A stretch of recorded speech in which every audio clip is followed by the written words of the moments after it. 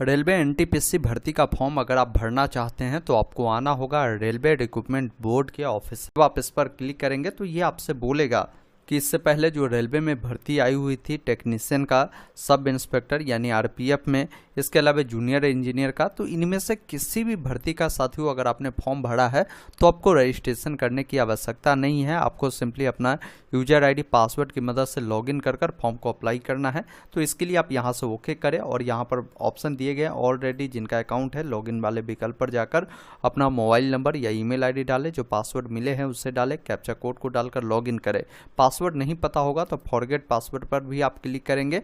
आपको अपना mobile number या ईमेल आईडी दोनों में से कोई एक एंटर करना है। जो भी आपका डेट ऑफ बर्थ है, कैलेंडर मिल जाता है, यहाँ से साल, यहाँ से महीना और डेट को चयन कर कैप्चा कोड को डालकर प्रोसीड करेंगे। आपके ईमेल पर आपका जो पासवर्ड है वो भेज दिया जाता है। उसकी मदद से आपको सिंपली क्या करना है, यहाँ से लॉगिन कर लेना है। मान लीजिए आपका अकाउंट पहले से नहीं बना है तो आप कैसे अपना अकाउंट बनाएंगे, तो उसके लिए क्रिएट एन अकाउंट का ऑप्शन विकल्प पर क्लिक करेंगे। आपका नेशनलिटी यहाँ से आपको इंडियन चयन कर लेना है। नीचे आना है, पर्सनल इन्फॉर्मेशन पूछा गया है तो जो भी जानकारी फिल करेंगे मैट्रिक के जो भी आपके पास सर्टिफिकेट होगा उसके अकॉर्डिंग ही भरेंगे। जैसे आपका पूरा नाम जो भी होगा आप अपना पूरा नाम लिखेंगे, उसी नाम को दोबारा डालेंगे। साथ में अगर आपने कभी नाम चेंज किया है तो एस करें, अन्यथा नो वाले विकल्प पर क्लिक करें। डेट ऑफ बर्थ 10 के सर्टिफिकेट पर जिस भी अकॉर्डिंग हो, यहाँ से कैलेंडर मिलता है। सबसे पहले जो भी साल हो, जो भी आपकी महीना हो, आप यहाँ से इसको बढ़ा घटा सकते हैं और जो भी डेट होगा इस प्रकार चयन करेंगे तो वो सिलेक्शन हो जाएगा। उसी चीज़ को दोबारा से आपको यहाँ से डालना है। जेंडर आपको बताना है मेल है या फीमेल है, उससे दोबारा से डालना है। पिताजी का नाम लिखेंगे, पिताजी का नाम दोबारा से डालेंगे। माताजी का नाम लिखेंगे, माताजी का नाम दोबारा से डालेंगे। फिर आपको आधार नंबर यहाँ पर देनी होगी, तो जो भी आधार नंबर आपका होगा उससे यहाँ पर फिल करेंगे। एक ऑप्शन मिलेगा वेरीफाई यूजिंग आधार, जिस पर क्लिक करना है। उसके बाद आपका आधार वेरीफाई होगा। अगर आप आधार नंबर नहीं देना चाहते तो ये ऑप्शन आप चुन सकते हैं। तो यहाँ पर आपको आधार नहीं देना, तो उसके बाद आपको कई सारे अलग अलग ऑप्शन मिलते हैं। इनमें से कोई एक डॉक्यूमेंट को आप चयन कर आप आगे बढ़ सकते हैं, लेकिन आधार नंबर आपके पास है तो उसे हर हाल में दीजिएगा। बाकी आप अपना ईमेल आईडी डालेंगे, जनरेट ईमेल ओटीपी पे क्लिक करेंगे तो ईमेल पर ओटीपी आएगा, उससे डालकर वेरीफाई करेंगे। मोबाइल नंबर देंगे, उस पर भी ओटीपी अनवाएंगे, उससे वेरीफाई करेंगे। फिर यहाँ पर आपको पासवर्ड क्रिएट करना होगा, जिसमें आपको एबीसीडी का बड़ा अक्षर, छोटा अक्षर, सिंबल, अंक आपको उपयोग करना है। उसे पासवर्ड को दोबारा डालना है। कैप्चा कोड को फिल करना है। एक ऑप्शन मिलता है preview and create an account का, जिस पर आपको क्लिक करना है। उसके बाद आपके सामने प्रीव्यू सेक्शन आएगा जिसमें अपनी पूरी जानकारी देखेंगे। सभी जानकारी सही है तो इस चेक बॉक्स पे टिक कर आप क्रिएट अकाउंट पे क्लिक करेंगे। डिटेल गलत है तो अभी एडिट कर सकते हैं। तो मेरा सभी जानकारी सही है, क्रिएट एन अकाउंट पर क्लिक करेंगे। इस प्रकार रजिस्ट्रेशन कंप्लीट होता है। अब आपको लॉगिन करने के लिए पुनः आपको वही मोबाइल नंबर या ईमेल आईडी जो अभी फॉर्म भरने में दिया है, जो पासवर्ड आपने क्रिएट किया है उसे फिल करेंगे, कैप्चा कोड को डालेंगे, लॉगिन वाले विकल्प पर क्लिक करेंगे। उसके बाद देखेंगे इस प्रकार आपके सामने एक पॉपअप चलता हुआ देखने को मिलेगा एनटीपीसी भर्ती को लेकर, जो ग्रेजुएशन लेवल का है। इसका जो भी डेडलाइन है आपको बताई गई है अप्लाई करने के लिए। नीचे में एक ऑप्शन मिलता है ऑनलाइन एप्लीकेशन का, जिसके सामने आपको क्लिक करना है। जितने भी भर्ती चलती होगी सबका यहाँ पर इन्फॉर्मेशन मिलेगा। तो अभी मैं एनटीपीसी भर्ती के बारे में बता रहा हूँ, तो इसका डेडलाइन आपको यहाँ पर बताए गए हैं। अप्लाई करने के लिए आपको सिंपली सबसे पहले बताना है कि किस आरआरबी से आपको अप्लाई करना है, वो आरआरबी आप यहाँ से चयन करेंगे। अब देखिए साथियों, मैं आपको बताना चाहूँगा कि आरआरबी जब भी आप चयन करते हैं तो एक बार इनका फुल नोटिफिकेशन डाउनलोड जरूर कर लीजिए, जिसका लिंक मैंने आपको डिस्क्रिप्शन बॉक्स में उपलब्ध करवा दिया है। और इस नोटिफिकेशन के आप नीचे जब आएंगे 60 नंबर पेज से नीचे में आपको इसकी जानकारी आपको मिल जाएगी। 63 नंबर पेज से, जैसे अजमेर आरआरबी में जो वैकेंसी निकाली गई है, जैसे अलग अलग यहाँ पर पद है, जैसे चीफ कमर्शियल कम टिकट सुपरवाइजर का है। इसमें देखेंगे टोटल कितने भर्ती है वो भी जानकारी देख पाएंगे, किस कैटेगरी के लिए कितने रखी गई है वो सभी जानकारी आप देख पाएंगे। इसके अलावा आपको अन्य आरआरबी देखना है, जैसे बेंगलुरु का देखना है तो बेंगलुरु में किस पद के लिए किस कैटेगरी में कितनी भर्ती है वो देख पाएंगे, भोपाल का देख पाएंगे। तो हर आरआरबी की जानकारी आपको नोटिफिकेशन में 63 नंबर पेज के नीचे से आपको मिलना शुरू हो जाएगा। तो अप्लाई करने से पहले मैं आप सभी को कहना चाहूँगा कि एक बार ज़रूर देख लीजिए कि कहाँ से आपको अप्लाई करना है, भर्ती कहाँ कितनी है, वो सारी जानकारी मिले। आपको समझ में आ पाए। और वही आरआरबी आप यहाँ से चयन करें जहाँ से आपको अप्लाई करना है। उसके बाद यहाँ से डिक्लेयर करना है और एक ऑप्शन नेक्स्ट का मिलेगा जिस पर आपको क्लिक करना है। उसके बाद यहाँ पर देखेंगे आपका पर्सनल डिटेल आता है जिसमें आपकी लगभग जानकारी यहाँ पर फिलअप रहेगी। जो जानकारी फिलअप नहीं है, जैसे आपकी शादी हुई है या नहीं हुई है और जानकारी बताएंगे, नहीं हुई है तो अनमैरिड करें, हुई है तो मैरिड आप बता सकते हैं। रिलीजन बताएंगे, किस धर्म से आप बिलोंग करते हैं। आपकी जो भी लैंग्वेज होगा, मातरी लैंग्वेज, आप वो यहाँ से चयन करेंगे। उसके बाद यहाँ पर पूछा गया है कि जो इसका एग्ज़ाम होगा इसमें आप किस लैंग्वेज में एग्ज़ाम देना पसंद करेंगे, वो लैंग्वेज चयन करेंगे। उसके अलावा जो आपके शरीर में कोई निशान हो, कटा का हो, जला का हो, वो निशान आप यहाँ पर बताएंगे। 2 निशान पूछा गया तो 1 निशान देना कंपलसरी है, दूसरा नहीं भी देंगे तो चल सकता है। अगर 2 निशान है तो दोनों निशान आप दे सकते हैं। उसके बाद यहाँ पर देखेंगे आपसे कम्युनिटी डिटेल पूछेगी जिसमें आपको अपना कैटेगरी बतानी है। जैसा कोई मान लीजिए अनरिजर्व से आता है तो यहाँ पर अनरिजर्व चुनेगा। तो यहाँ पर देखेंगे अनरिजर्व वालों को कुछ देने की ज़रूरत नहीं है। वही अगर कोई मान लीजिए SC कैटेगरी से बिलोंग करता है तो यहाँ पर SC चुनेगा। तो आपको क्या है कि आपको अपना कास्ट का नाम, जो भी आपने SC सर्टिफिकेट बनाया है वो देंगे। आपने ये सर्टिफिकेट कहाँ से बनाया है वो अथॉरिटी का नाम आप यहाँ से चयन करेंगे। इसके अलावा किस स्टेट से इशू हुआ है वो बताएंगे, कब इशू हुआ है वो डेट बताएंगे। और साथ में आपको जो रेलवे का ये पास मिलता है वो अगर आपको चाहिए तो आप ऐसे करेंगे।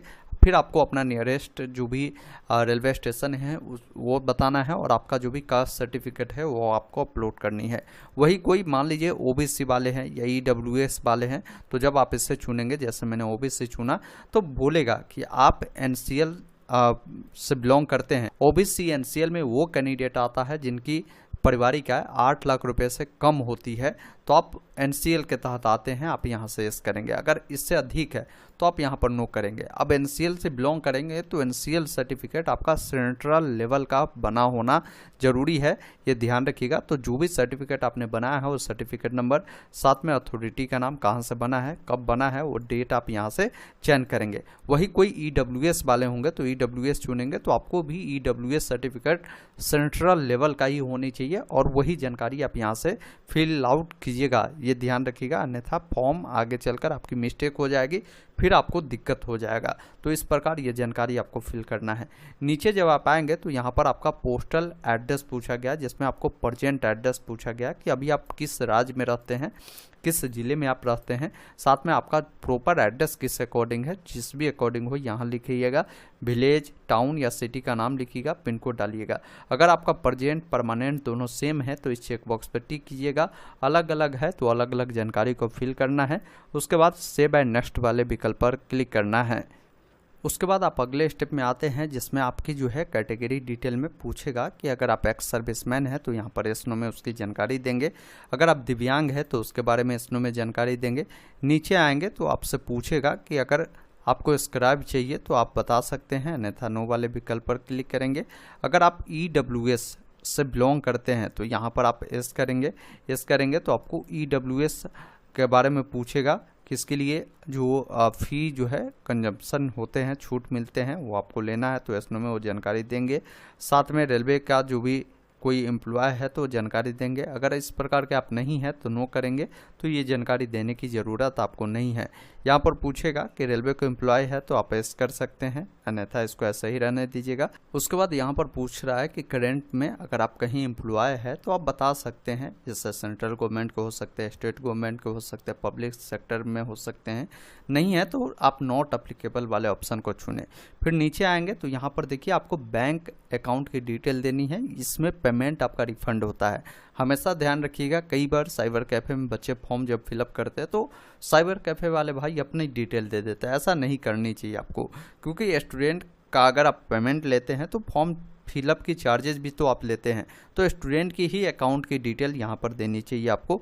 या आप खुद ही भरते हैं तो आपको अपना डिटेल देनी है, अकाउंट होल्डर नाम जो भी होगा, आपकी अकाउंट नंबर जो भी होगा, IFSC कोड जो भी होगा, ये सब जानकारी देंगे, कंफर्म करेंगे, बैंक का नाम आ जाएगा और अकाउंट नंबर दोबारा से डालकर पूरी डिटेल आपको देखने को मिलेगा। उससे यहाँ से आप सेव करेंगे, फिर नेक्स्ट वाले विकल्प पर क्लिक करना है।